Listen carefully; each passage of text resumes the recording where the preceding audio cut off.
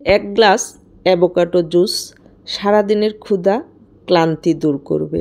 সুপ্রিয় দর্শক, দূরের এবং কাছের যে যেখান থেকে দেখছেন সবাইকে আসসালামু আলাইকুম। আশা করি সবাই ভালো আছেন।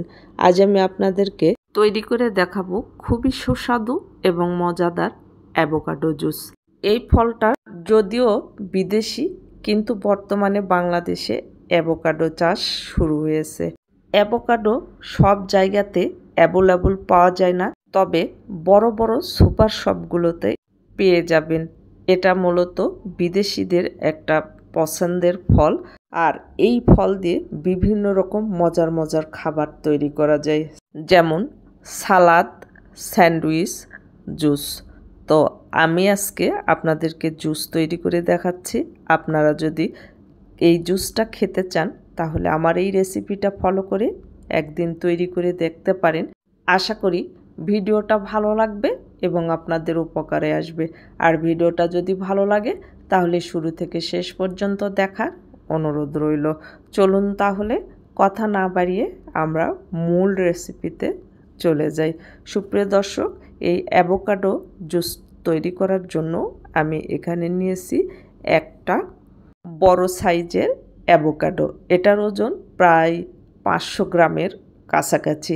এখন অ্যাভোকাডো আমি কেটে নেব, তার জন্য একটা নাইফ দিয়ে মাছ বরাবর 2 ফালি করে নিয়েছি, আর হাত দিয়ে ঘুরিয়ে এভাবে আলাদা করে নিয়েছি। এখন মাঝের যে একটা বীজ থাকে সেই বীজটাকে ফেলে দেব। আর মুখের সাইডে মনে হচ্ছে একটু নষ্টের মতো লাগতেছে, সেই সাইডটা একটু কেটে বাদ দিয়ে দিচ্ছি। এখন আমি প্রত্যেকটা ভাগের মধ্যে ফালি দিয়ে নিয়েছি, আর হাত দিয়ে এইভাবে উপরের যে খোসাগুলো আছে সেগুলো ছাড়িয়ে নিতে হবে। আপনারা চাইলে এটা চামিচ দিয়েও করতে পারেন। আমি হাত দিয়ে সব খোসাগুলো ছাড়িয়ে নিয়েছি। এখন অ্যাভোকাডোগুলোকে এইভাবে নাইফ দিয়ে টুকরো টুকরো করে কেটে নিতে হবে। আমার অ্যাভোকাডোগুলো কাটা হয়ে গেছে। এখন যে এই যে কালো অংশগুলো আছে এগুলো আমি ফেলে দেব। সবগুলো আমি কালো অংশগুলো কেটে বাদ দিয়ে দিয়েছি। এখন এই অ্যাভোকাডোগুলো একটা ব্লেন্ডারের জারে নিয়ে নিতে হবে। অ্যাভোকাডোগুলো আমি ব্লেন্ডারের জারে নিয়ে নিয়েছি।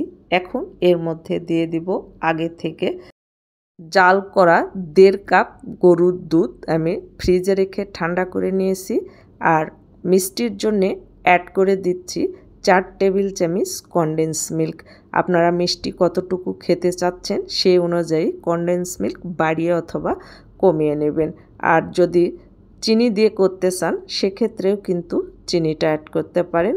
আর দিয়ে দিয়েছি 2 টেবিল চামচ গুঁড়ো দুধ। এখন ঢাকনা দিয়ে ঢেকে এটা আমি 2 মিনিট ব্লেন্ড করে নিয়েছি। আমার জুসটা রেডি হয়ে গেছে, আর এই জুসটা কিন্তু অনেক ঘন হয়।